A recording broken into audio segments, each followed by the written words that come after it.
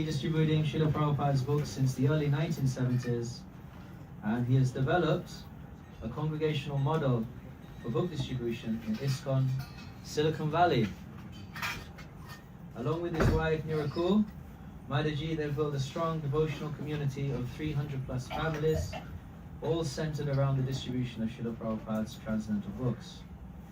I'm the author of Our Family Business, which is a book we read every single morning after the Tulsi Puja announcements, which is designed to inspire devotees all over the world to take shelter of and to distribute Srila Prabhupada's books. He travels globally to train and inspire and guide devotees in this practice of book distribution as well as spiritual practices. And his good wife, Mother Nirukul, who is also a disciple of His Divine Grace, A.C. Bhaktivedanta Swami Srila Prabhupada. She has co-founded the vibrant ISKCON Silicon Valley community and plays a key role in organizing and nurturing the book distribution network and congregational programs. A strong supporter of community-based devotional culture, emphasizing teamwork and care, she inspires devotees throughout the world with her organization, humility, steady dedication to Prabhupada's mission. So everybody please, we're very honored to have these two luminaries in ISKCON to come visit us at ISKCON London today. Please show your appreciation by chanting very loudly the Hare Krishna Maha Mantra. Hare Krishna, Hare Krishna, Krishna Krishna, Hare Hare, Hare Rama, Hare Rama, Rama Rama, Hare Hare. Shri Prabhu ki Jai, Mother Nirukul ki Jai, Jai Nitai Gaur Premanande.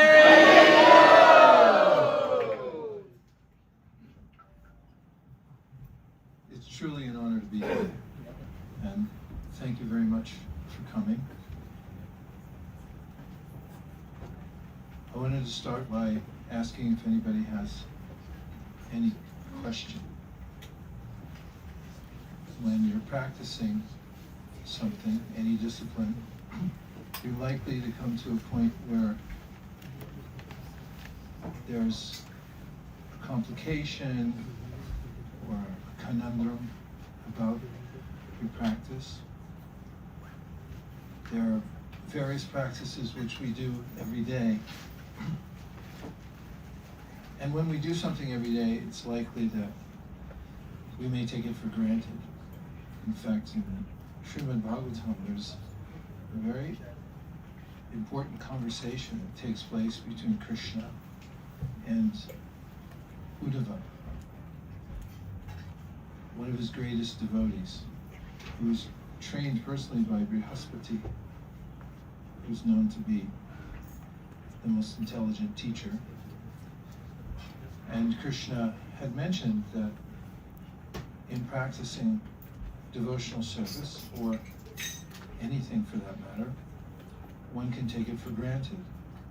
And he gave the example that some sages live by the Ganges River, which is known for its purifying quality.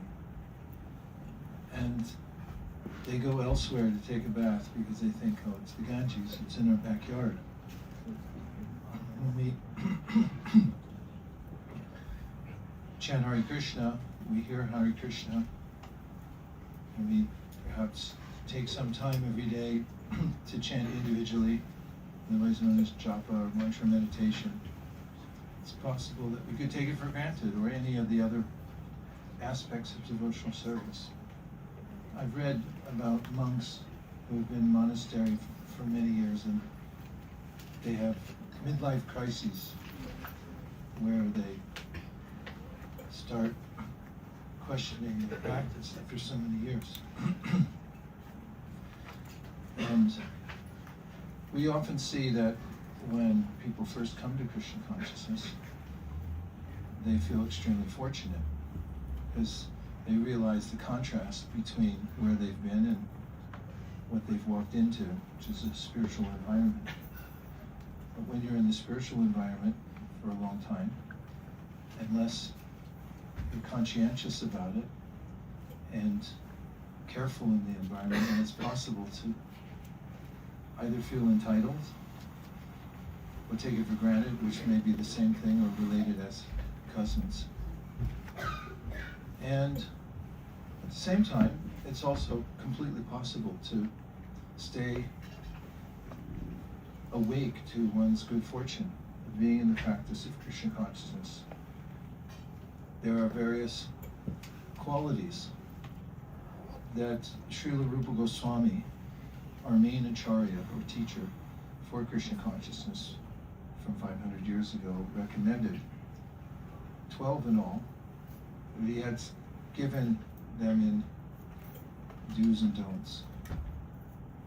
And he recommended that we're careful about atyahara, which means, literally means overeating, but it also means over-collecting. Getting involved in collecting things that, and working very hard for worldly things that distract us from our main interest in life, which is to utilize our time to become conscious of Krishna. Atyahara Prayasasya Prajalpo, he says, I'm giving you the do not list, not to do list. You may have a to-do list somewhere with you tonight, or in your car, or at home, right? Say yes. Yes. Uh-oh, we're in trouble there. But you can also have a not to-do list. It's equally as important. And Prajalpo is the third item he has on his list, which is to be judicious in the way you speak, because it's an interesting process, speaking. It's mentioned by Krishna in the 11th canto of the Srimad Bhagavatam. He says that there are these various energy centers in our body that culminate in energy center, otherwise known as chakras, here around the voice box. We conceive of something at the level of the chakra of the lower spine, and then it migrates up where it starts to take subtle shape in the mind and the intellect, and then it comes to the impulse to speak, and it comes out through our voice box. And Rupa Goswami's reminding us of how consequential our speech is, because when we say something, it lingers, stays in the environment, and it also goes back into our ears and stays in our consciousness. So being aware that what we say is creative. In fact, everything's created from a subtle state, and then it grossifies. It's an actual word used in Scientific American 200 years ago. And it rises up to the voice box, and it comes out, and it starts to take shape. So we create in that way. Prabhupada points out, if you wanted to build a skyscraper building, you first talk about it. And all the ingredients are already there, but they come together because of you speaking about them. And similarly, he says, everything we have in our life has come about from this process of subtle seeds, and then they grow. And it begins with speech. So prajalpa means idle speech, or speech that's inconsequential or not helpful to us in developing our consciousness. And I have a formula I think about for myself, which is to say 20% less than what I think I should. Of course, not during this class, probably. In general, things pop into one's mind, and do I have to say all of them? And I say, well, that will be part of the 20% I don't say. And there's speech which is altogether destructive. So he says, prajalpo, be careful of what you say, because it's going to form your environment. And and it'll affect your consciousness and everyone around you. Ajahara prayashascha prajalpo niyamas. Niyamagraha. This is a double, daily double. You get 2 out of this one. So niyama, and it means rules, and it's a long A in the middle. Niyamagraha, or you can make it short, A in the middle, niyamagraha. And niyamagraha means that you do things out of momentum. You did them before, so you're doing them again, or everyone else around you is doing them, so you just go along. But you don't really think about why you're doing them. It's possible if you're doing something every day, but like reciting some ideas about 10 offenses. Does anybody know about 10 offenses in chanting Hare Krishna?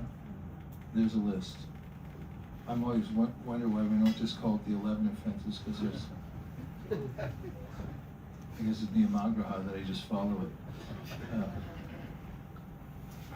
But I've noticed that oftentimes in ashrams when we say the 10 offenses, that we just say them, and I wonder how much we're thinking about them because it goes so fast you can barely keep up. It could happen, right? It's possible.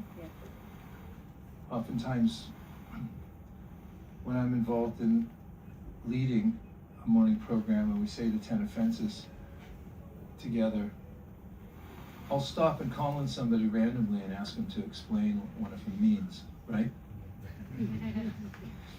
And that makes everybody think about it a little bit more. And it reminded me of something my father told me about what he did during his days in the university, which was he worked at a repertory theater.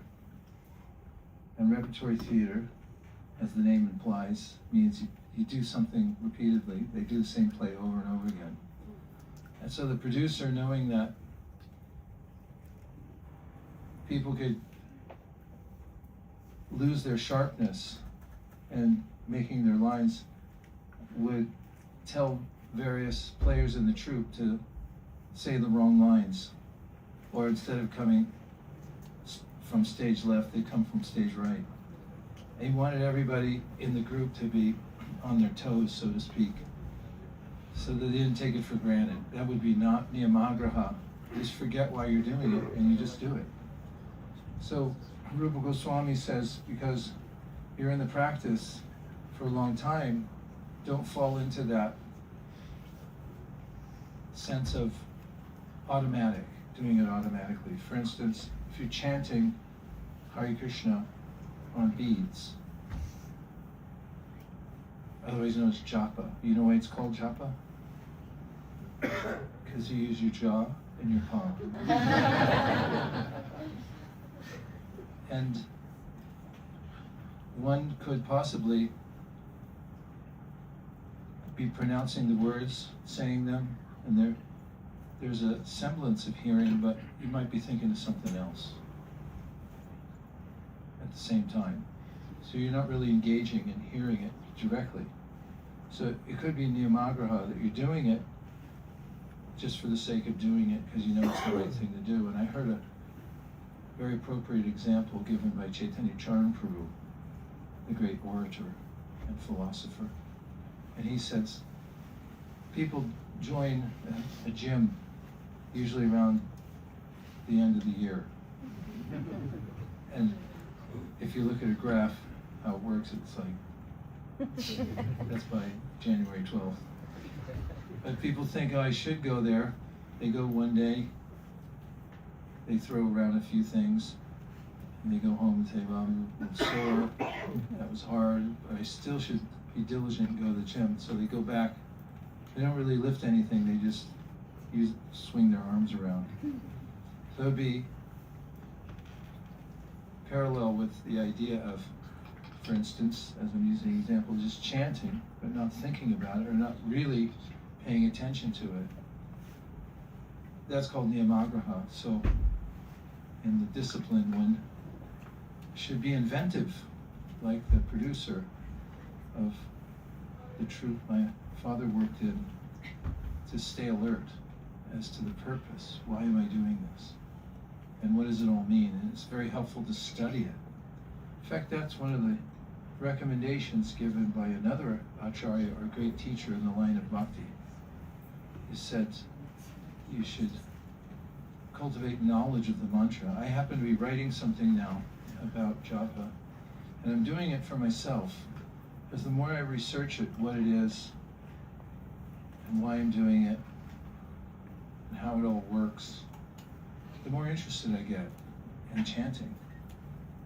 I think about it a lot, because I'm writing about it. And then there's niyamagraha. Would you like to hear about that? Yes. So niyamagraha and niyamagraha. So the opposite of just doing it for the sake of doing it is to stop doing it. Because any practice can fade in time by degrees. Oftentimes you see somebody stops doing a practice and you say, oh, they stopped, but it took a while because they were losing altitude a little bit at a time. They didn't realize it until it hit the ground. And so I have a phrase which is fear the fade. Fade means to give up something incrementally, gradually, so gradually you don't even notice. And then it's just no longer in your life. And there's another concept that's helpful to me, which is we're either getting better or we're getting worse. There's no plateau. You can't stay at an even pace. You have to be striving to improve.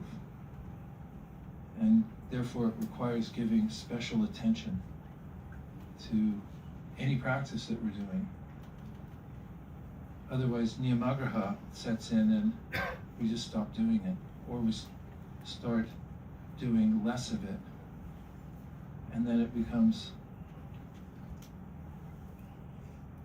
perfunctory. So Rupa Goswami says, helpfully, avoid those two.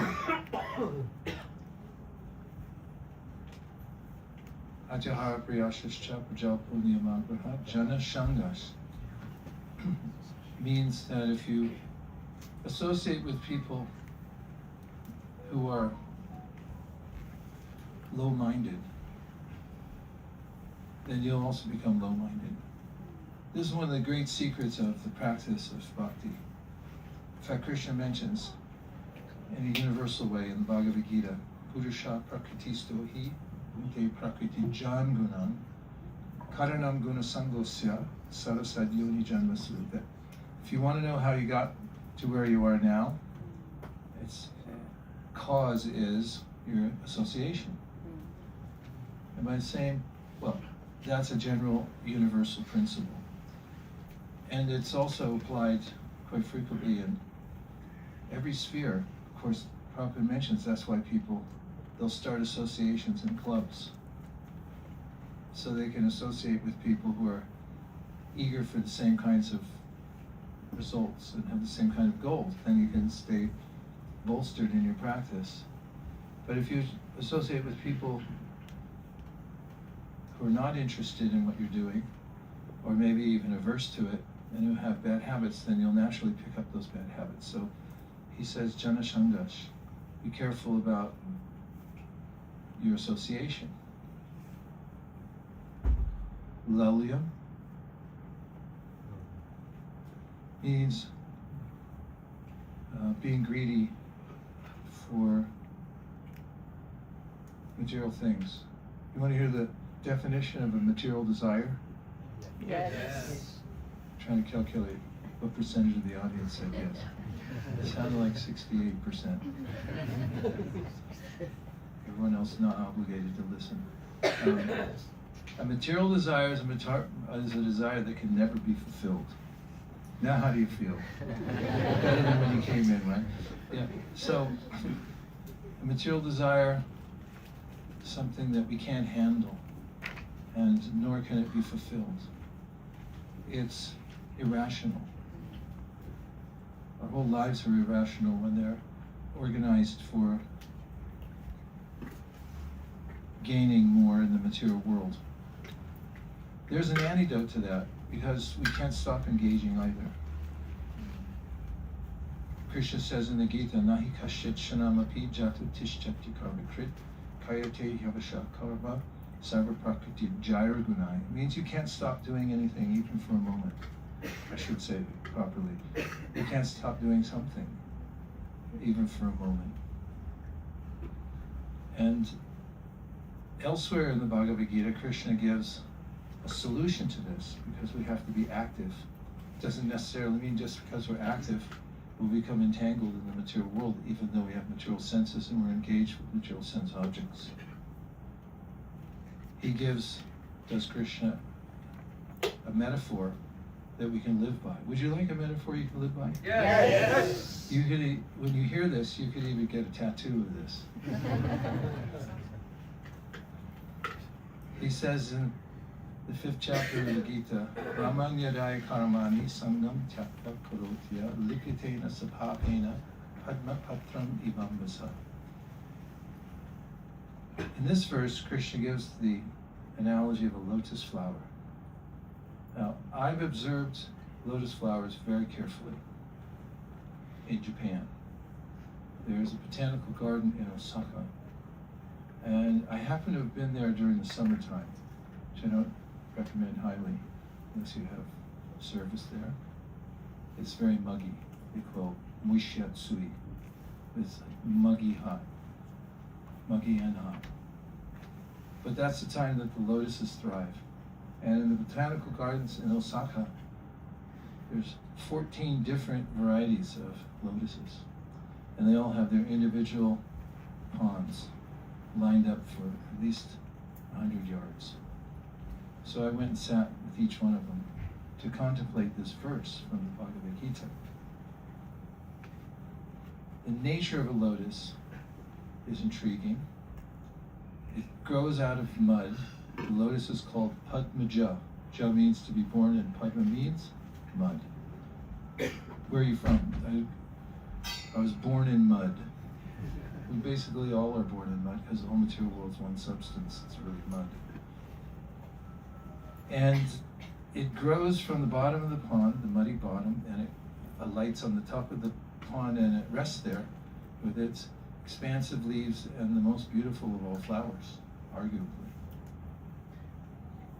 However, it's impervious, a word that literally means that water cannot penetrate it. In fact, when water splashes on the leaves, it's noticeable that they slide right off again.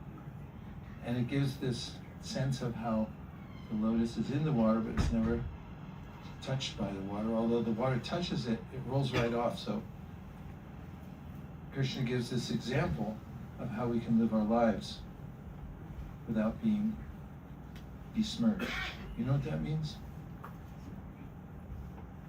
Besmirch. Doesn't sound good, right? Like if you ever got a brand new shirt or blouse and it's white or at least off color, cream color? Yes or yes? Yes. If not, you need to do a little shopping. You've got to have at least one white thing in your wardrobe. And if you had, or not you guys.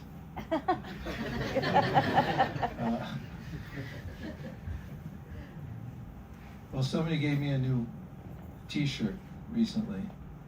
It was off-white.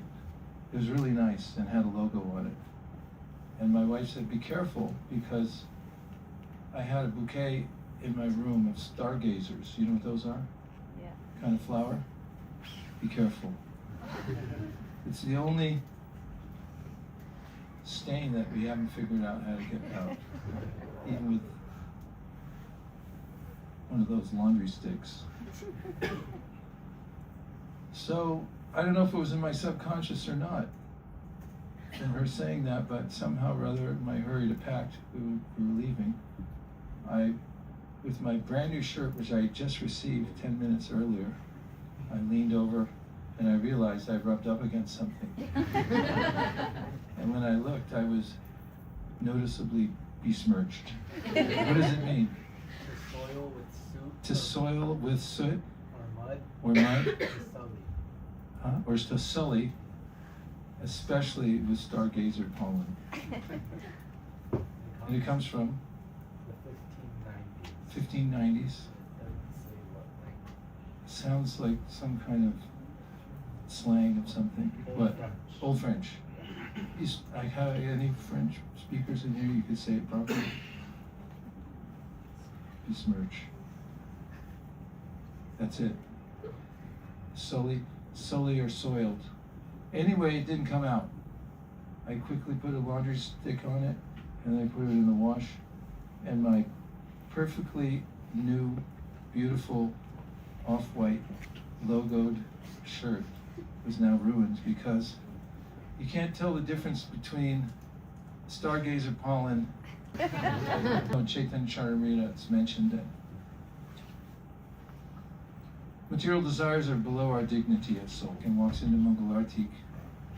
No one says anything, but they all turn around and go, okay. Because it's odoriferous. It comes right out of the pores. Material desires are odoriferous. And they also leave a mark. And the example that Mahaprabhu said was on a clean white cloth. If you get one spot, it's ruined.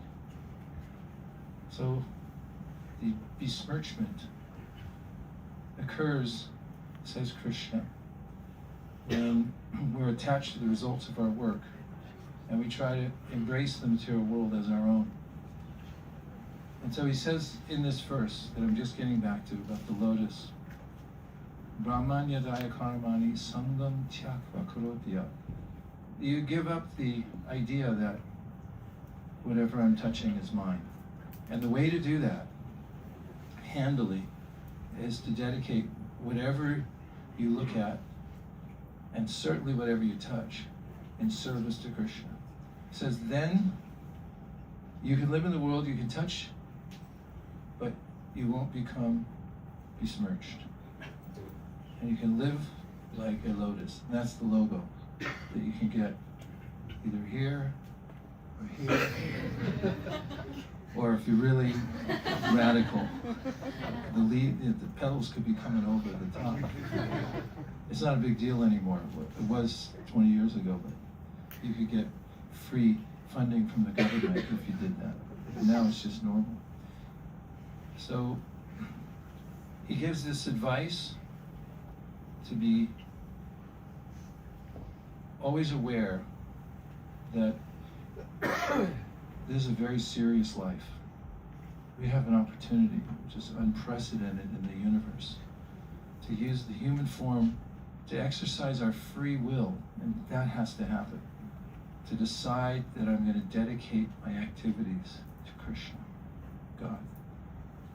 And it's the only way to be happy, it's the only way to not get entangled in the world and feel confused and unhappy. So Krishna consciousness is the antidote to confusion and unhappiness. And it's been codified. It's all in the Bhagavad Gita. Bhagavad Gita saved the whole world. I'll put it the way that Lord Chaitanya put it to Srila Sanatana Goswami, one of his two foremost disciples. He said that Lord Krishna saved the whole world by speaking Bhagavad Gita to Arjuna. One conversation saved the whole world. There's only one little gap, and that is most people don't have the Bhagavad Gita or haven't taken time to read it yet. So we're trying to remedy that situation. Prabhupada had an idea that we could form an organization that would look something like this. And that we could take the tenets of Bhagavad Gita into our lives and practice them to realize their effectiveness. And then we could, as a favor to the world and to everyone we meet, give them an opportunity to have their own copy of Bhagavad Gita. That's also unprecedented because books not so long ago were very hard to come by. They were written by hand. After the first printing press, they were still hard to come by. After the second printing press, it became a little more available. Now they're everywhere. People almost take them for granted. But still we have the opportunity for the widespread distribution of the Bhagavad Gita, which gives people a clear view to how to utilize their life for the highest purpose. And if somebody misses that opportunity, we should feel really bad, because we have the opportunity to fully embrace the tenets of Bhagavad Gita and practice it regularly. And we've been given that opportunity because of the efforts of the great acharyas, not the least of which is the founder of this movement, Srila Prabhupada. So just review what I said. Ajahara means eating too much or collecting things you don't need. Prayashascha means working for useless things that are very time-consuming. Prajalpa means speaking idly. Prajalpa and Niyamagraha means what I said it meant. Either doing things for the sake of doing, forgetting why you're doing it, or quitting altogether. Janashangas means to have association with those who are, forgive the cliche, not on the same page. Or who, I got more cliches, missed the memo, didn't get the memo.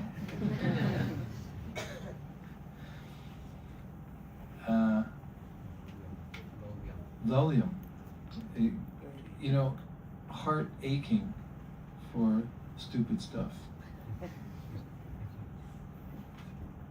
That's it. Owarimashita. Finished. Ogya. So, those are a few ideas since somebody raised their hand to answer the question. And since it's very warm in here, we need a little entertainment, so ask some questions, please. Yeah. There was a book some time ago that it was called The Nectar of Book Distribution. Uh-huh. And Nectar of Book Distribution. There was a book a while ago called The Nectar of Book Distribution. yeah, and Yes. In the book there was a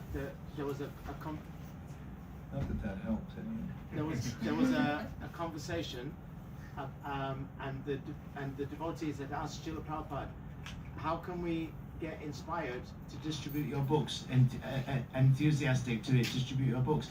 And it said there that Prabhupada didn't answer, and all the devotees were like cliffhanging. What's Srila Prabhupada's going to say to give us the clue as to how to distribute books enthusiastically? And then he said, when after some time, Prabhupada said, okay, so what you have to do is chant all your rounds in one go. When you start, you chant all 16 rounds without material interruption. So my question is, why Srila Prabhupada gave this? What is it about this instruction that Srila Prabhupada saw would be helpful for us in distributing books? In a letter about chanting japa, Prabhupada wrote that one should sit down very tightly, his words, and hear one's japa for a long time until one becomes one-minded with the mantra. And that's why. Because when we come to the point of absorption, which means, what we can tell is it means we forget about time. And we forget about which round we're on. And we're not calculating how many more minutes we have to sit there and endure benign discomfort. We're just interested in the mantra and hearing it.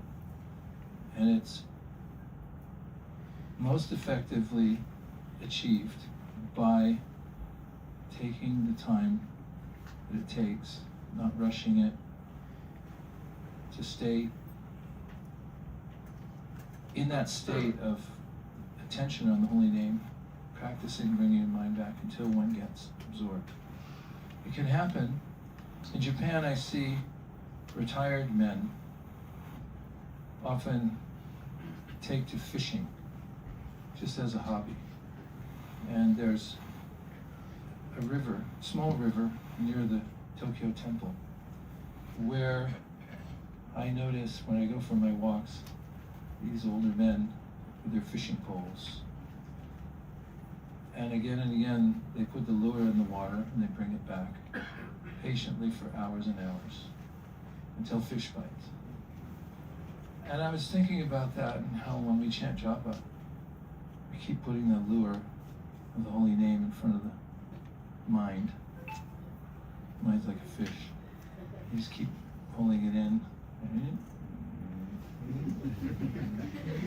Finally, the mind, got it! You know, it's like. And so we have to be patient. And if we're intermittent and we get distracted, we can lose that. The trail goes cold. If you've ever been engaged in a writing project, it's very helpful. As Burijan Prabhu told me when I wrote my first book, he said, write at least one sentence every day. And I saw the wisdom of that, because you have to keep momentum in anything. But also I noticed if I miss a day or two or more, I can't even remember where my files are and where I started from. I have to take some time just to catch up. So if we take the time to chant our rounds contiguously until we get to 16, then it's very likely that we could catch a flyer, as they say, in track and field, and really be in the holy name. What a nice question, Prabhu. Thank you very much.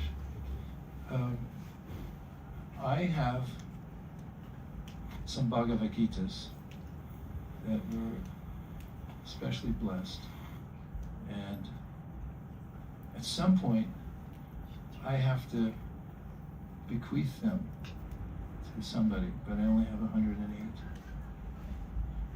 because I have a flight to catch, and I made a promise that I would distribute 108 Bhagavad Gitas. Last night I made a promise. I would distribute 108 Bhagavad Gitas before I left for America. And so I'd like to distribute them sometime soon, like within the next 14 minutes or so. And I plan to make them available for those who, in the spirit of this season, which is to think about the welfare of others, which is our family business is to give knowledge. We're the sampradaya of the book. And all the great acharyas have contributed something in a literary way. Prabhupada took great pains to write books. We can take great pains to read them. And we can also take a little bit of pain, which is actually the most fun you can ever have. Yesterday we went to Watford, and we went up and down the street offering people Bhagavad Gita. You can't have any more fun than that. I mean, Dandavat Parikrama might be close. I've never seen anybody unhappy on Dandavat Parikrama, ever. I've seen families that have been to see the mouse in Orlando or in Los Angeles, and they're all unhappy, especially when they're coming back, because the soda pop cost $8 each. Just to get in cost thousands of dollars with speech and lodging. And after all, it was just a fake mouse. Parents are upset because they spent so much money. The kids are sick. And they're agitated. But on Dandavat Parikram, you see whole families as tag teams going around Govardhan Hill. You know what it is? Dandavat Parikram? It's people do this devotional act where they fall flat on the nice soft ground of Govardhan.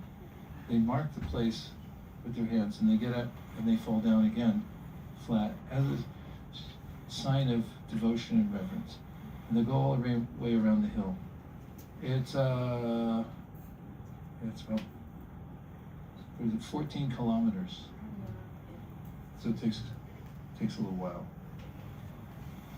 But every time I walk by, sometimes people, they bring their kids. So it's mom, dad, 3 kids. And you look at them and they go, the devotional service is the only real fun you can have in this world. But I would say better than Dandavat Parikram is book distribution. We went out yesterday, we had more fun than any other humans on the planet. Right there in Watford. And everybody else was in anxiety because they were going in the shop, they didn't have the exact color they needed. And some thought it was the right color, but as soon as they came out in the sunlight, and no return because it was on sale, it clashed a little bit with their shoes that they thought was the exact color, and now they feel I'll have to start over again. That's the material world. But it's all happiness in distributing the Bhagavad Gita. When you have that loving exchange with somebody you've never met and you realize you're soul to soul and Krishna is there inspiring you and the person, then you feel actually happy and suspended from the anxiety of Lalyam and Prajalpa. You don't even want to talk Prajalpa, you just want to talk about the Bhagavad Gita. And yesterday we met this really nice, very friendly Pakistani man. Young man, probably 28 or 30. I think he was a courier of some kind. And I stopped him. He had a bicycle. Showed him Bhagavad Gita, no go. Talked to him, I said, well here, he's just chanting Hare Krishna. He goes, I don't say Hare Krishna. And of course all the devotees who are trained in the science of chanting Hare Krishna went, ah! And it was live streamed, so even my friend from America wrote me, he said, got him!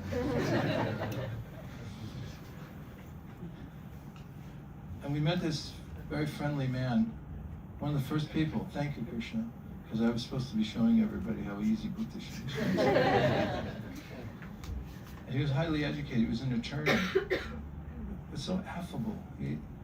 Not too clingy, but he was interested in philosophy and talking and what we had, and I didn't ask him for a donation, he just volunteered it.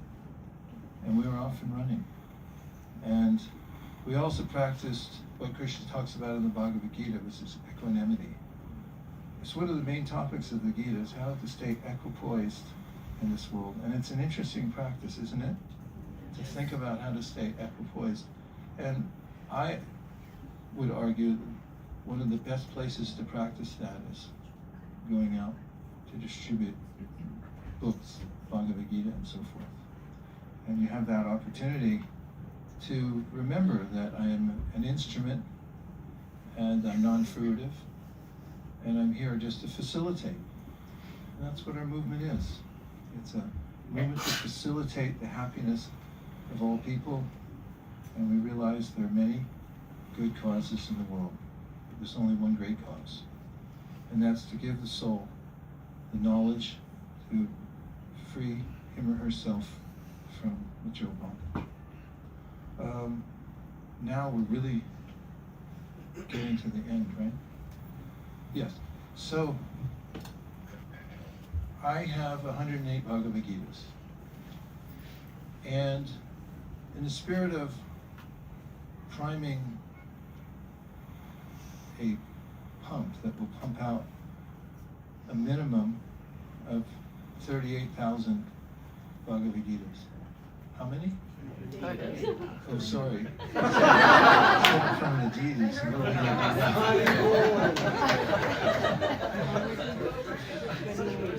lot of Bhagavad Gitas. I would like to offer the 108 Bhagavad Gitas. He's looking at me like, we don't have 108 Bhagavad Gitas. We have 108. If you can't get a Bhagavad Gita at a Hare Krishna temple, I don't know what. We have them right here, Maharaj. We have the 108 Gitas. So what you're going to have to do to get them? No fishing. We planned this. 108 Bhagavad Gitas. I'm paying for them, and then I'm offering them to whomever wants to have a Bhagavad Gita, but I'm going to offer special prayer that whoever takes one of the 108 Bhagavad Gitas, my prayer is to Srila Prabhupada, please empower each person who takes one of the 108 Bhagavad Gitas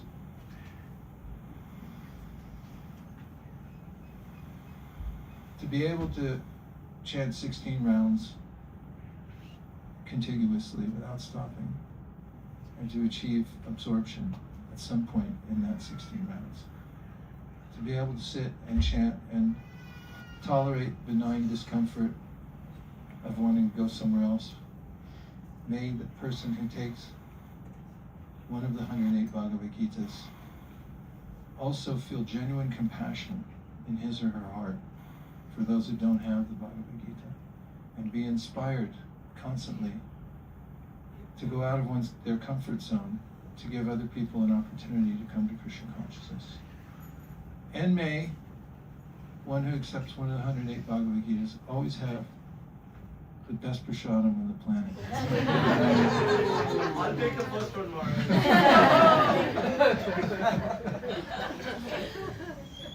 And so I also ask, I'm paying for them, but when you take one, it doesn't matter what you give, even if it's, do they have a pence in this country still, or is it Yeah. 5 pence? Yeah. Something more than, give something to the Sankirtan team here that's something more than 0, not less than 1, so that you can connect the circle. Does that sound fair? Yes. And please stick together. This community is surcharged with very special energy. We experienced it earlier. We're experiencing it now.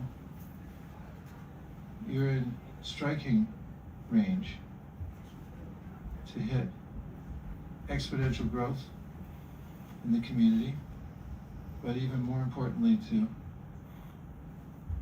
catch on to this energy that you've created here so you can use this one lifetime completely, from pillar to post, all the way to the end, and be prepared to go back home, back to Godhead. So please, just dedicate this one life completely to the service of the great acharyas headed by Srila Prabhupada. Now, what should I do, Divyanam Prabhu? Tell me what to do. Okay, Mathura Prabhu can figure anything out.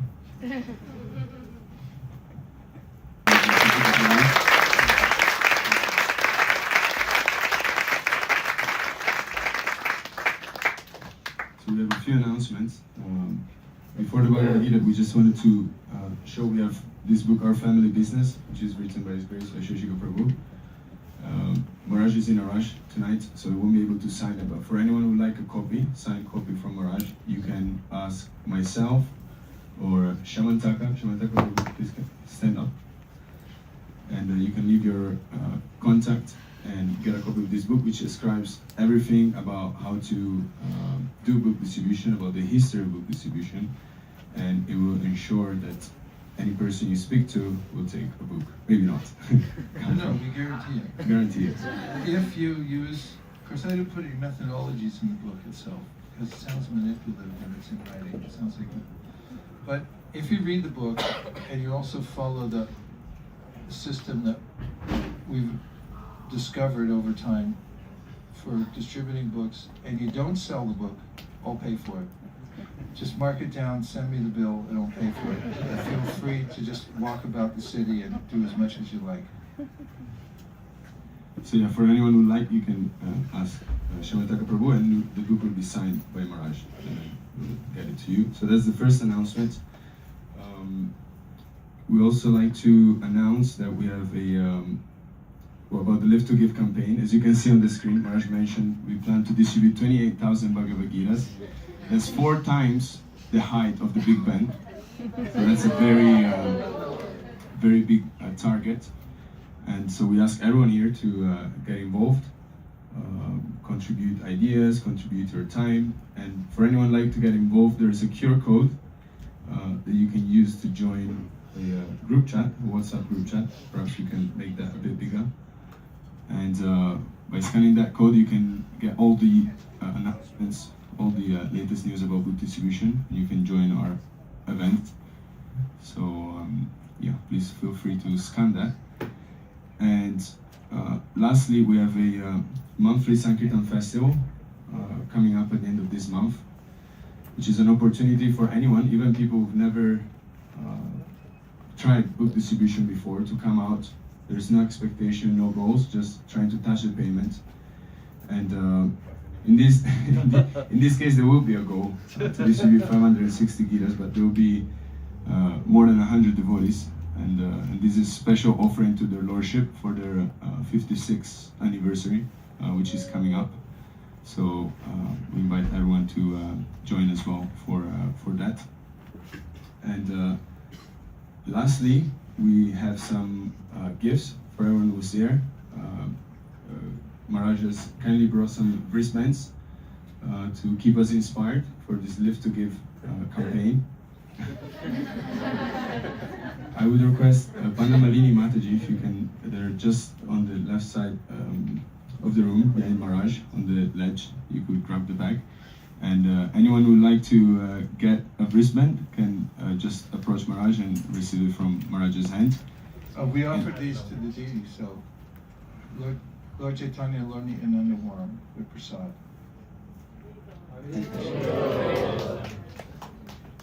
Yeah, and to do it a bit more quickly, Prabhus can go to Vaisesika Prabhu, and Matajis can go to Mother Nirakula to receive the wristband. What about the 108 Bhagavad?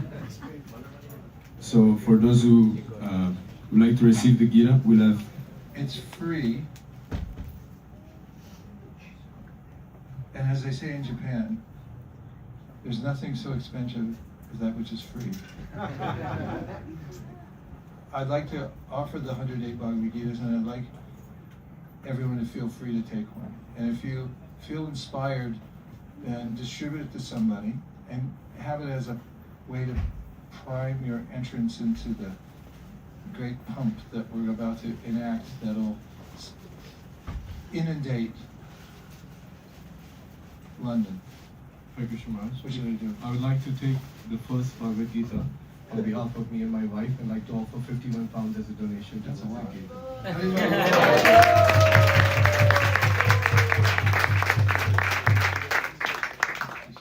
Okay.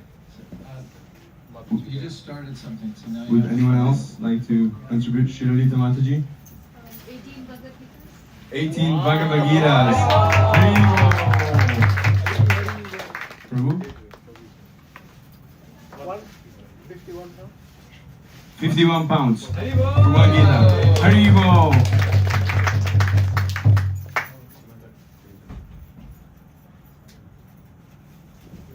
Prabhu? I need one Bhagavad Gita, but is a specific language one, so I can understand. So, 108 pounds. Haribo! Which language? It's like Indian language. Which one? I already said the Udana. It's a Gujarati language. Oh, we have Kamcho. we have 108 of those.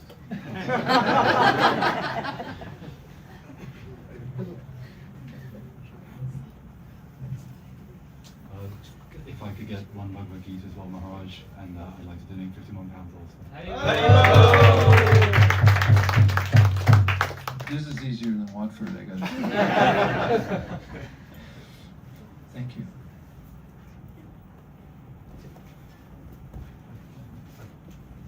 One Bhagavad Gita and 21 pounds. Haribol. 5 Bhagavad Gitas and 51 pounds. 11 Bhagavad Gita, 51 pounds. Haribol. Actually, they're going faster now. That was in one each. Yes. One Bhagavad Gita, 56 pounds. Hari One Bhagavad Gita for 26 pounds. Hari Bol.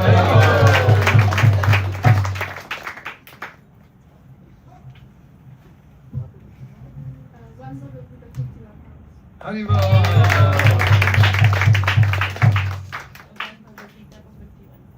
Hare Krishna.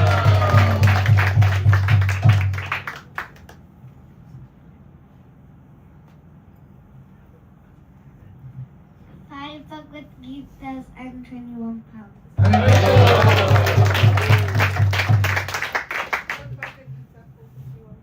Hare Krishna.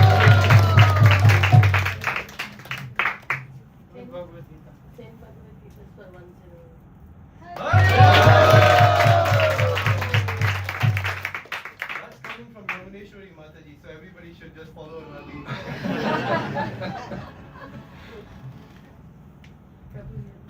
One Bhagavad Gita for 51 pounds.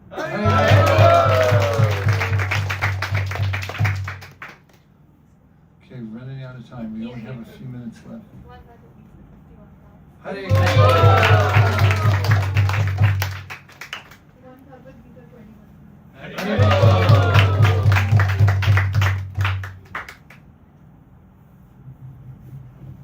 When I sponsored them last night, I had no idea this was.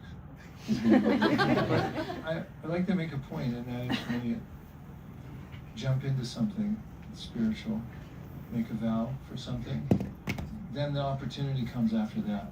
You can't wait for the opportunity. It comes when you make the commitment, and then it all comes rushing in.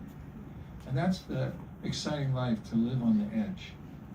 Always don't overcommit, but keep committing a little outside your comfort zone, and then you discover Krishna's opulence, because he's always reciprocating more than we can expect. And that's the life of devotional service. You can see it in Prabhupada's life, that Krishna reciprocated unlimitedly because Prabhupada unlimitedly surrendered. Well, I've just been informed we only have 2 minutes left.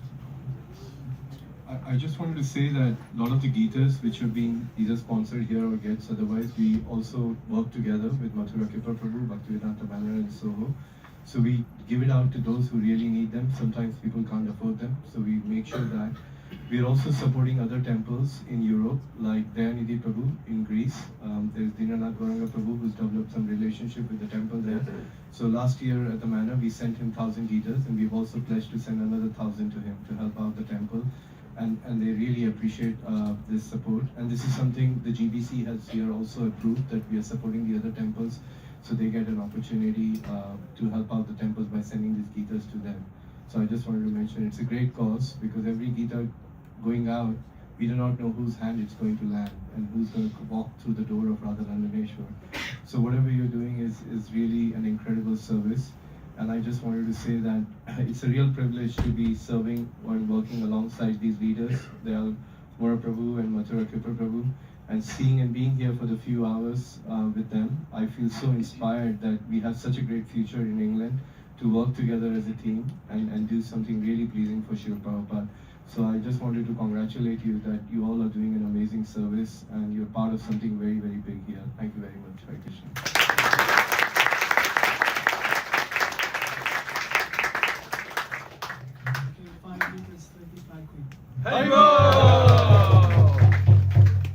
Any last question? Yes, Mataji? 5 Bhagavad Gita 51 pounds. Haribo! Yes, at the back, Mataji. Then we have 3 Bhagavad Gitas for 21 pounds. Haribo! Don't need to have the MSF 560 Gitas. Sashi has written that. Yes, Sachi? 1 Bhagavad Gita from my dad's pocket, 21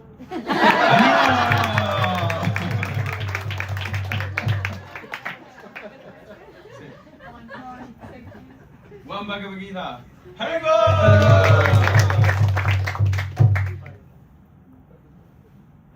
Pardon? 1 Bhagavad Gita for 11 pounds.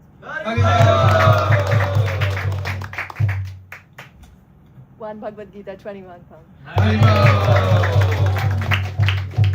Prabhu here saying 5 Bhagavad Gitas for 51 pounds. Haribol! One Bhagavad Gita for 21. Haribol! 30 Bhagavad Gita, 51 pounds. Haribol!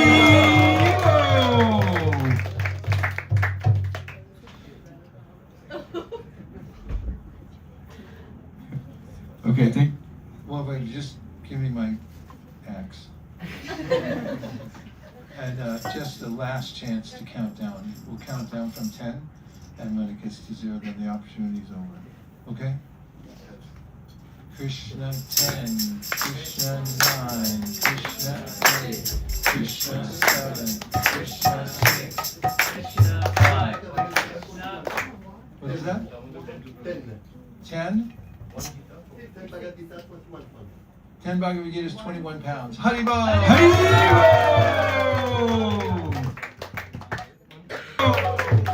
Damodar Bandhu Prabhu for 1 Gita for 56 pounds. Haribol!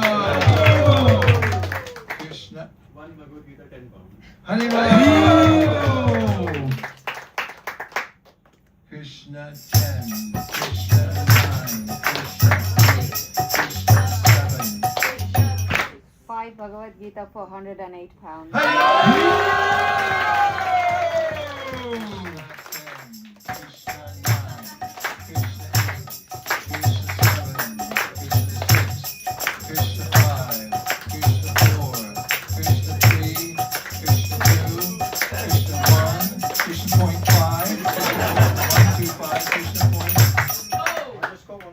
One on the phone. 10 for 108.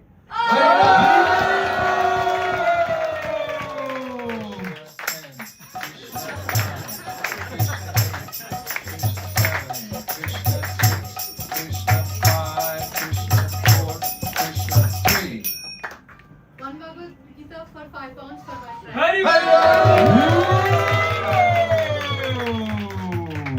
Krishna 10, Krishna 9, Krishna 8, Krishna 7, Krishna 6, Krishna 5, Krishna 4.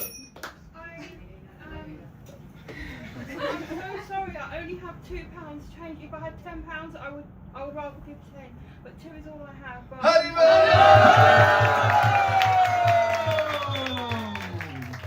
Krishna 10, Krishna 9, Krishna 8, Krishna 7, Krishna 6, Krishna 5. 1 for 11. 1 Bhagavad Gita, 11 pounds.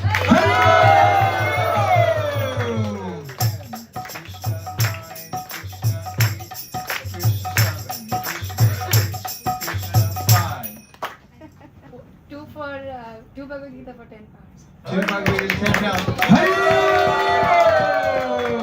Krishna 10, Krishna 9, Krishna 8, Krishna 7. This is the last countdown, by the way.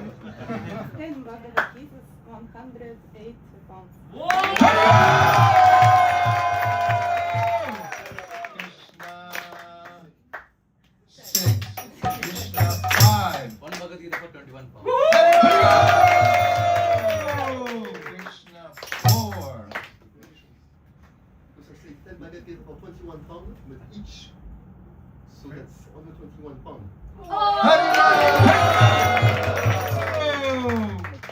Krishna 3. Krishna 2. Krishna 1. Whoa! 1 Bhagavad Gita and 5 pounds. Krishna point 5. Krishna point 25. 1 Bhagavad Gita for 21 Krishna point.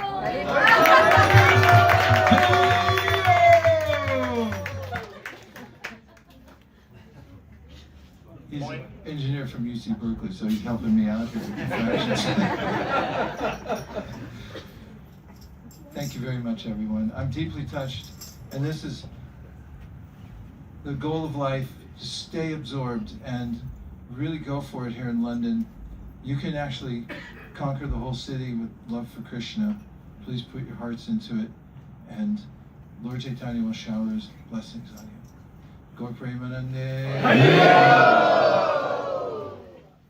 Vansha Kalpatarishya Kripasindhavekacha Patitanam Bhavebhyo Vaishnavibhyo. Is it time for prasadams? Or has that No. already happened? Kaka, Dear Data, please can you stand up? We have Dear Data Prabhu and Alanat Prabhu. They'll be happy to help you, take your contact, and can also help you with a copy of our family business. And outside, at the door, there's the Yamaraj collection. And everyone, please come collect one wristband from Vaisesika Prabhu or Nirakula Mataji.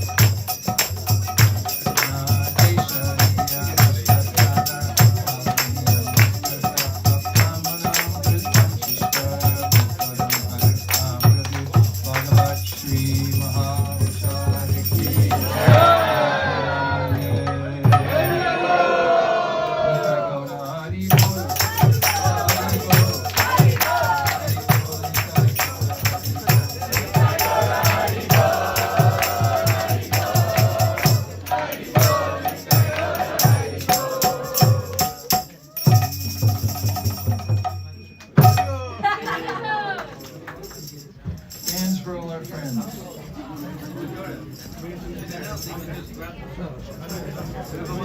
These are beautiful. Look at the colors.